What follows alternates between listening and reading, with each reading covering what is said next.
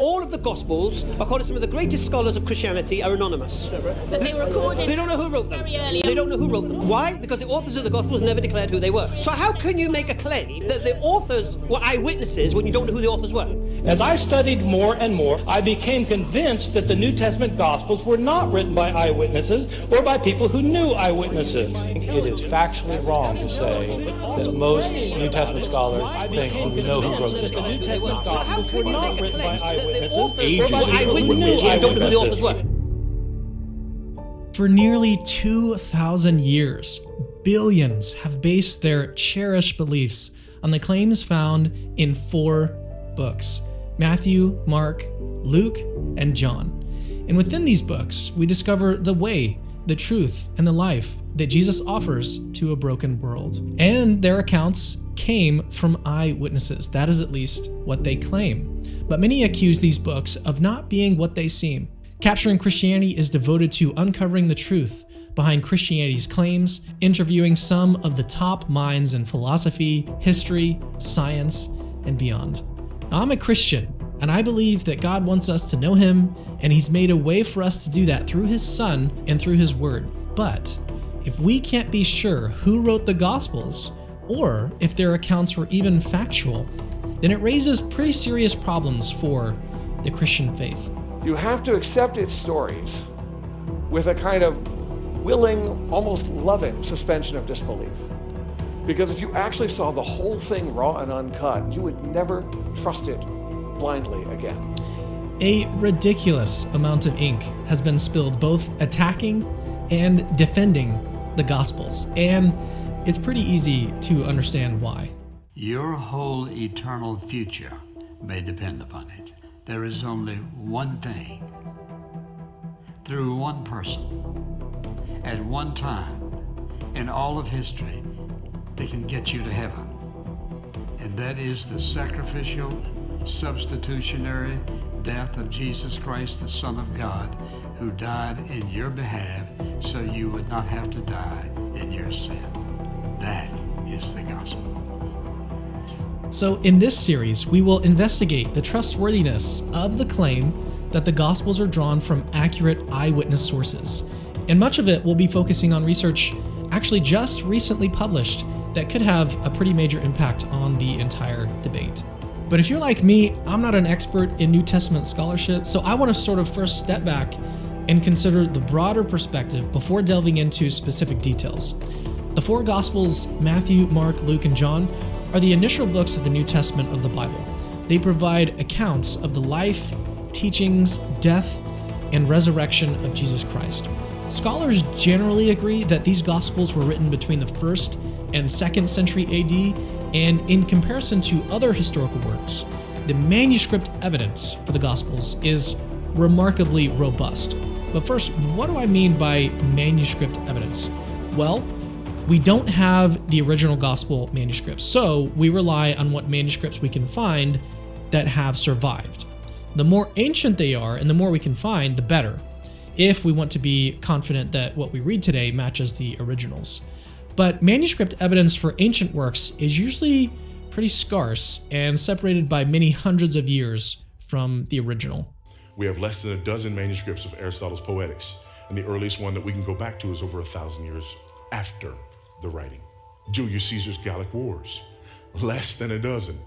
The best example that we have in terms of number of documents is Homer's Iliad. We have a few hundred manuscripts, but the earliest one we can put our hands on was written 2,100 years after the original. We can go back and put our hands on documents that were dated within a couple of decades of the completion of the New Testament. Over 6,000 manuscripts or portions of manuscripts. Now, while having numerous manuscripts doesn't in and of itself guarantee that the accounts are true, it does help support the idea that our modern Bibles accurately reflect the original text. Daniel Wallace, one of the leading New Testament textual critics in the world, says this about the manuscript tradition. Quote, "Are the manuscripts trustworthy in the sense that they are trustworthy witnesses to what the original text actually said? I can be very strongly affirmative and say yes, we have an extraordinarily reliable Bible." When it comes to the gospel authors, the absence of names within the text might actually raise some eyebrows. The earliest manuscripts of these Gospels, we believe, did not contain the titles Gospel of Matthew, Gospel of Mark, Gospel of Luke, Gospel of John. They just published the text as it was. If it ever did have an author's name attached to it, we don't have any evidence in the manuscript history. This is a misleading statement that doesn't really give the full picture, because the earliest manuscripts in early church writings reveal a consistent attribution of authorship. New Testament scholars Simon Gathercole and Brent Petrie have demonstrated that the ancient manuscripts are unanimous in attributing these books to the apostles and their companions. Consider, for example, the following chart of titles in the earliest Greek manuscripts of each of the Gospels. There's a striking absence of any purely unattributed, anonymous Gospel manuscripts because they don't exist, not even one. Even slight variations in titles across manuscripts show a unanimous connection to apostles and their companions. Anybody ever really here for this? Yes. Another question we have to ask isn't just who wrote them, but about the origin of the accounts themselves. Were they shaped by eyewitnesses' experience, or were they created later, loosely tied to Jesus' life? To learn more, I contacted Paul Barnett, who is well known and a highly respected scholar in the field of Christianity's origins in the early church. He's authored numerous books and articles, one of his most well-known being, Is the New Testament History? Was the authorship of Matthew, Mark, Luke, and John essentially made up by later Christians, or how did that happen? I don't think that's the case at all. We know from Papias, who comes from the early 2nd century, speaks at length about the origin of Mark's Gospel, for which he identifies Peter as the source and the authority. Okay, that sounds pretty important. Let's see what the early writer Papias said about how Mark got his sources. Quote, Mark, having become the interpreter of Peter, wrote down accurately, though not in order whatsoever he remembered of the things said or done by Christ, for he was careful of one thing, not to omit any of the things which he had heard, and not to state any of them falsely. These things are related by Papias concerning Mark. End quote. Okay, so that establishes a very early Christian tradition for Peter being the main source for Mark's gospel. But that's not the only early reference we can rely on. But before we get to it, really quick, this 5-part series was made over a period of 6 months and was a huge effort to bring you a quality analysis of this new research into the Gospels. So if you're enjoying this series and want me to be able to make more stuff like this, please consider becoming a patron and then also subscribe to the channel. Links to those are in the description. There's early reference to the texts, and then there is the credible view of Martin Hengel, distinguished German biblical scholar. Some have said that the Gospels were originally anonymous and that the names Matthew, Mark, Luke and John were added to lend them weight. This is quite improbable. There was no uniformity at the time in the church. If there were anonymous Gospels in the different communities, there should have been different titles. But the titles are all the same. At the end of the 2nd century, they are identical with Irenaeus in Lyon, and with Clemens in Alexandria, and with Theophil and Serapion in Antioch, and of course in Rome, and with Tertullian in Carthage in Africa. Do we have any reason to believe that the gospel writers, any of the gospel writers, relied on eyewitness testimony? Luke is candid. He says, I was not an eyewitness, but I have depended upon those who were. We can see what he means. He's depending upon a number of sources, which he says go back to the original disciples. It would have been easy just to have passed himself off as one of the original disciples, but no, he's very candid. So let's take a look at how the book of Luke actually begins, because it sets it apart from the other 4 Gospels. Inasmuch as many have undertaken to compile a narrative of the things that have been accomplished among us, just as those who from the beginning were eyewitnesses and ministers of the word have delivered them to us.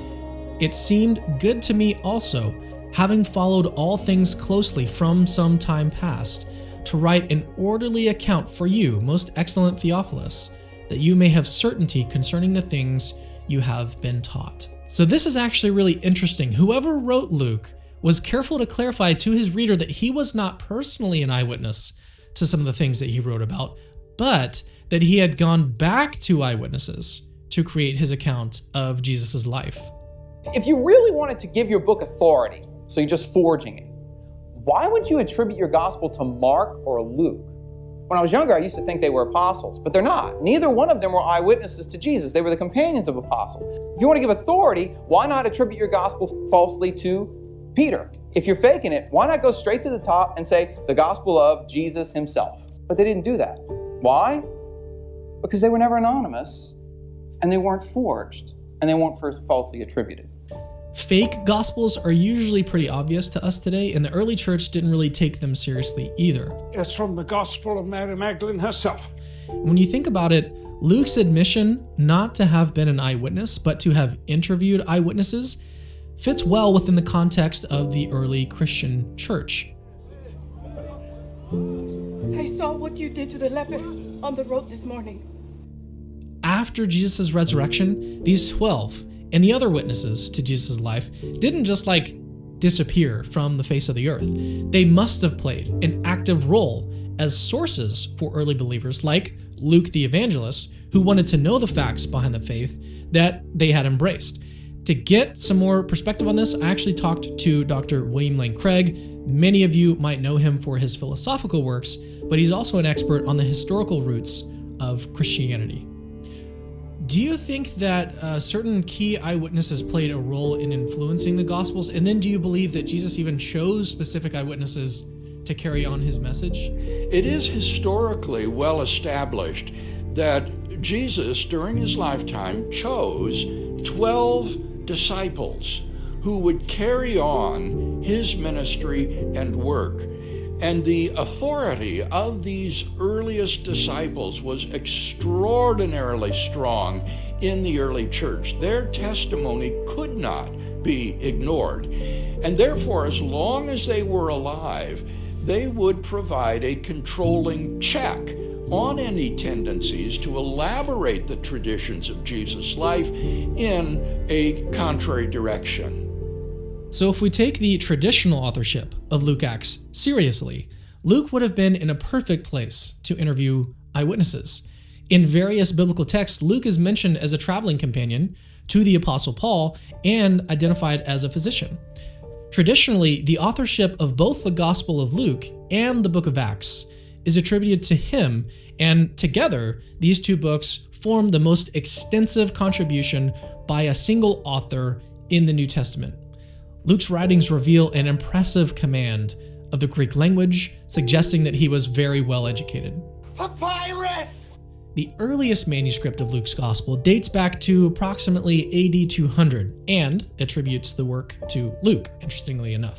Additionally, Irenaeus, writing around AD 180, and the Muratorian Fragment, a 7th century Latin manuscript believed to be a copy and translation of a Greek manuscript from around AD 170, also attribute the gospel to Luke.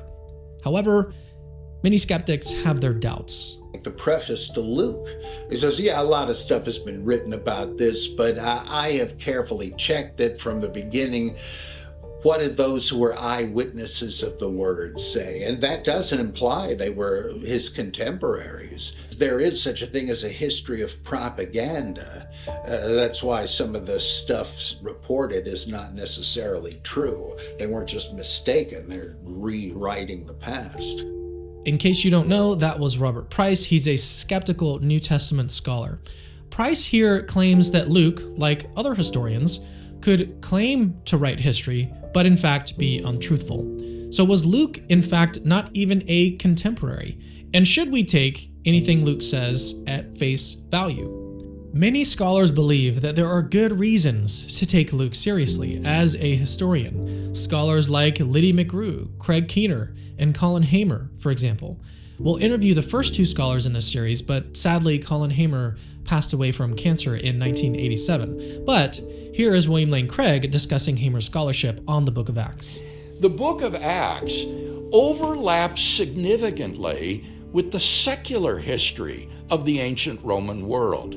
And Hemer goes through the book of Acts with a fine-tooth comb, pulling out a wealth of historical detail, all the way from what would have been general knowledge down to facts so specific that only a person who was actually on the scene would know about it. And again and again and again, Luke's accuracy is established. And so this gives, I think, a great deal of confidence to us as to Luke's credibility as a historian. Indeed, Luke has been hailed as one of the greatest ancient historians who ever wrote. And this is where I want to introduce you to a groundbreaking book that I came across this year that just came out, entitled The Historical Tell, authored by Luke Vanderway. He's an expert in the nitty-gritty nuances of Luke's text. His unique research actually directly addresses these questions. Your book is called The Historical Tell, so tell me a little about why you chose that title for your book. So the title of the book is meant to take a rather intricate and layered argument and then distill it down into an image that most of us would be familiar with, the poker player's tell. That unintentional, subtle pattern of mannerisms or cues that then gives away the truth of a poker player's hand. What I do in the book is I try to capture the truth of Luke's claim that he interviewed eyewitnesses by doing a similar type of investigation into subtle cues within Luke's text that then reveal whether or not Luke is actually telling the truth when he says that he interviewed eyewitnesses. And all these patterns then will fit together to form a corroborative evidence case. So how did the author of Luke in Acts inadvertently leave clues for us to pick up on almost 2,000 years later? In this series, we will thoroughly investigate the 5 historical tells, as termed by Vanderway, while enlisting the expertise of esteemed scholars like Michael Licona, Josh Peters, Lydia McGrew, Wayne Lane Craig, and Craig Keener. Check out the next episode where we investigate how baby names actually give us our very first clue.